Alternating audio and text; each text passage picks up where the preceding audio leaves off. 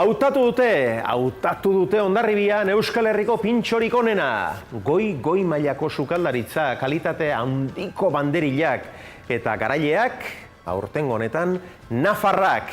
Gainerako xehetasunak, nere Aliasen eskutik.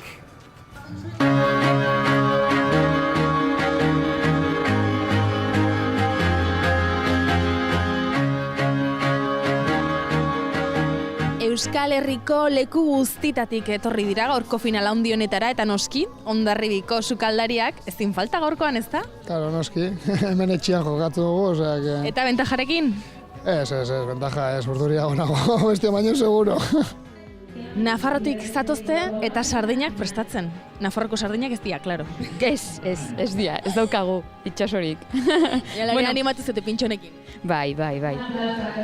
Eta, nahi genuen egin, orain dela 2 urte irabazi genuen Euskal Herriko txapelketa, eta ere antxoarekin irabazi genuen, hasi que arraina da gure fuertea.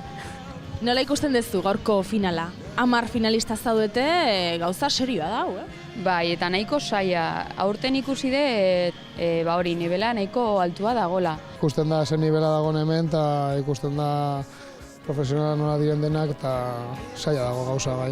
Gaur goizen egon duga Alisekin komentatzen, gero eta urtero ikusten du maila handigoa, eta aurten inoiz baino handigoa ikusi du, eta gaude urduri ez urrengoa, oso pozik hemen gaudelako, 10, denan tartetik 10-etariko batzuk gu izatea oso pozik gaude, baina gaude urduri, baino pile bat azkenen dena gaude maila berdinen, eta zaile da, ez? Honera iristea, eta gero ja hemendik aurrera etortzen dena gustora.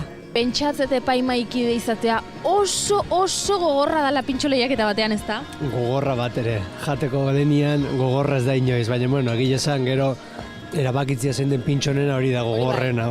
Zaila, gogorra ez, zaila, bien. Hori da zailagoa, baina egia esan nivel oso altua da, eta poliki ari gera, 5. gaude, eta 10 probatu bat jugu handikan. Ez da asko, baina behintzat zerbait probatu ahal izan deu. Ea orain nork irabazten duen, zorte hon!